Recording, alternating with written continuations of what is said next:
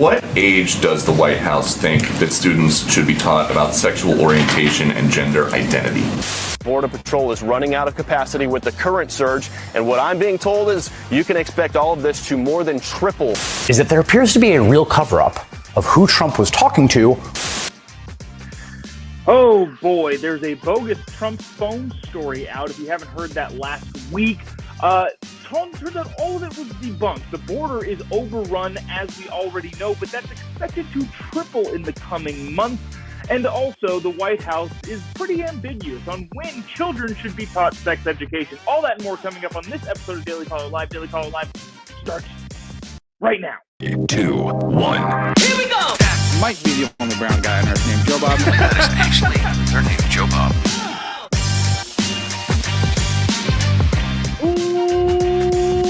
Live from nice hotel in downtown Phoenix, Arizona. Audio might be a little bit weird today. Had some technical difficulties. They're using the AirPods to broadcast the news of the day. I also forgot a speech yet. So, we're just having a day this morning already as it is. But a lot of stuff to cover, a lot of interesting things to cover. Quick update, Volodymyr Zelensky addressed the UN Security Council, which is useless about right now, so you can see that. I believe on another Daily Caller stream, but I'm not entirely sure. But any news comes out of that, we'll obviously bring it to you. But like we've mentioned many times before on the show, the UN is completely and utterly useless. What is also useless is, well, I won't say that. Peter Doocy asked a fun question of the White House press secretary. I'm not going to say she's useless because that would be, I feel like, rude. But the White House asked Peter Doocy asked Jen Psaki, the White House press secretary, regarding the Florida Parents' Rights Bill. When does the White House believe that children should be able to learn about gender identity if third grade is already too old? I want to play this clip, and then we'll talk about kind of what's going on, the fallout there. Disney getting involved in the Florida law while also promoting a streaming service in Saudi Arabia, which is the most anti-gay a country can get. Watch this clip from Peter Doocy, and then we will discuss on the other side. And what about this new law in Florida? At what age does the White House think that students should be taught about sexual orientation and gender identity? Well, I would say, first of all, Peter, we have spoken to the Don't Say Gay bill in the past, I believe is what you're referring to, and made clear that as we look at this law, what we think it's a reflection of is politicians in Florida propagating misinformed, hateful policies that do absolutely nothing to address the real issues. The Department of Education is well positioned and ready to evaluate what to do next, and its implementation, whether its implementation violates federal civil rights law. But I would note that parents across the country are looking to national, state, and district leaders to support our nation's students, to ensure that kids are treated equally in schools, and that is certainly not. This is not a reflection of that. And so, just the last one. So, if you guys oppose this law that bans classroom instruction about sexual orientation and gender identity in K through 3, does the White House support that kind of classroom instruction before kindergarten? Do you have examples of schools in Florida that are teaching kindergartners about sex education? I'm just asking for the president's opinion. I think that's a relevant question, because I think this is a politically charged, harsh law. All right, we're going to stop there. She goes on for a little bit longer than that. But clearly, Jen Psaki completely dodging the question and then invokes parents across America. What's interesting about this, and I don't have the polling here, but parents overwhelmingly agree, hey, yeah, maybe we don't need to teach gender identity and sexuality in second and third grade, let alone beneath that, which is what that Florida law bans. Also, just wanted to point this out. Said this on Twitter a couple times. Disney has now taken an active stance in trying to fight the legislation in Florida. Again, unfortunately, the lefty media has effectively labeled it the "don't say gay." You know what? I'm not even going to use that term, but that's the term that they've been using. The Oscars went off the chain with using that term specifically because the media brainwashed them into thinking that it's actually a real thing. But they've also apparently gotten to the media corporations such as Disney, who has now come out saying, well, we need to repeal this law. It's absolutely ridiculous that this law is in place and we have to repeal it. Meanwhile, also promoting a streaming service in Saudi Arabia, which is, if you don't know this about Saudi Arabia, being gay is punishable by death there, or at least can be. So there's that. I want to, what do we want to get to in this? You know what? Speaking of media craziness, last week there was a big story in all of your lefty media that came out talking about Donald Trump's missing phone call log regarding January 6th. Remember that still fanciful committee that's investigating what's been going on there. That whole thing is a political stunt. Democrats are fully aware that they're going to lose 1 million seats in the House.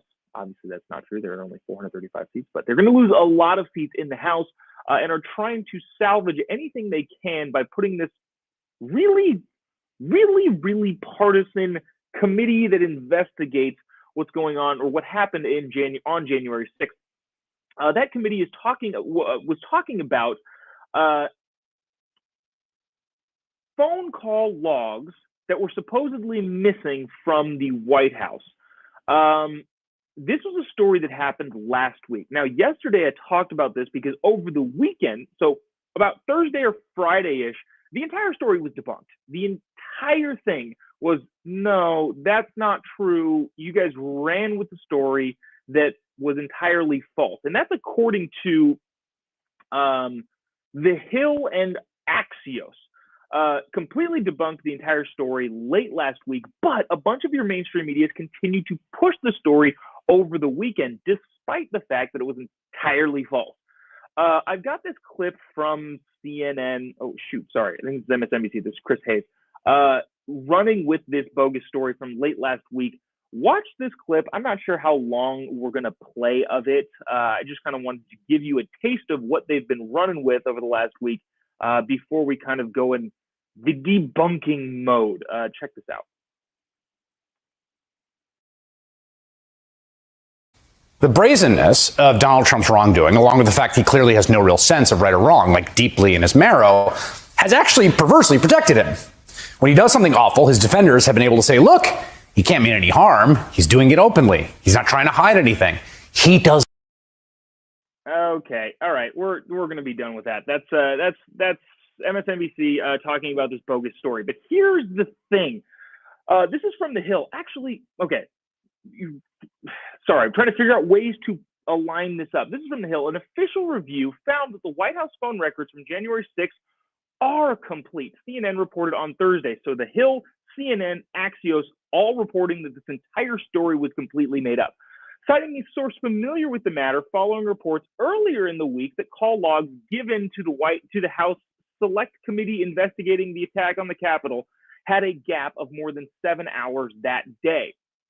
The story that everybody was running with was there was a 7-hour gap in the phone logs of Donald Trump on January 6th. That entirely turned out to be false. However, a bunch of lefty-leaning news sources continued to run with the story over the weekend, despite it being debunked on Friday. This is from Business Insider. A Watergate prosecutor on Saturday compared Donald Trump's missing January 6th phone logs to minutes-long gaps in the Richard Nixon calls related to the scandal that cost Nixon his presidency. The article goes on and on and on to talk about, wow, this is basically the same thing. The Guardian had a headline that said, what is Trump hiding? The Capitol riot-sized hole in the White House call log. Again, published after all this was found to be untrue. NBC News published after this was found to be not true. Trump's phone log gaps could be worse than Nixon's Watergate tape erasures. I don't know what we do about this problem. Coming from somebody who tries as best they can to bring some of the news to you of the day, I don't know how you fix this problem. It is only going to continue to get worse as partisan news sources continue to branch to their specific sides. But again, the pretty much entire thing turned out to be completely and utterly false regarding the big, massive story that was out all of last week. What I think is going to be an even bigger and massive story is this. The border problem is expected to triple when Title 42 is revoked. Now, I want to play this clip from Bill Malugin of Fox News, who has been fantastic on the border for the last several months, talking about what Border Patrol is seeing now and what they're expecting after Title 42 is pulled.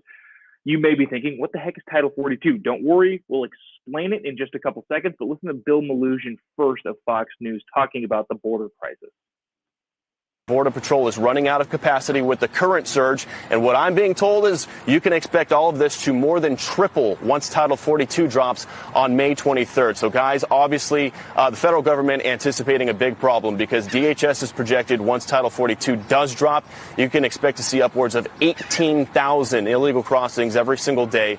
We're at about 7,000 right now. So that would be a more than doubling of the current situation. And the current situation is, as you can see, Border Patrol over capacity, mass releases taking place pretty much all over the border.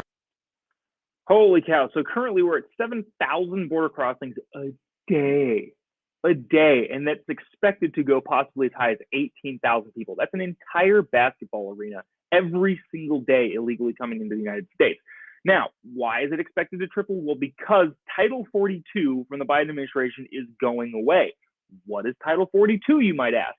Title 42, this is from the New York Post, the Title 42 policy implemented by the Trump administration during the pandemic was implemented during the pandemic to allow border officials to quickly expel migrants on public health grounds. What it did was effectively say, look, there's a global pandemic happening. If we catch people coming to the United States, we get to kick them out for no other reason other than we don't want them to bring more of the virus into the country. Obviously, COVID-19 is on its way out, and so is Title 42, which was used by Border Patrol to effectively say, you can't be here, you got to go back to where you came from, and expel people from illegally entering the United States, or who illegally entered the United States.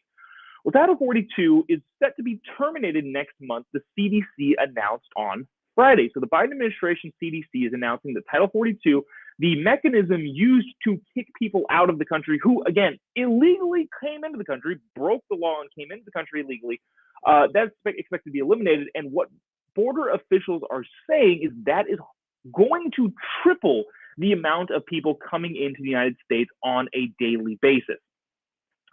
Title 42 was the last tool that border officials had to stem the flow of illegal immigration. Again, this is from the New York Post.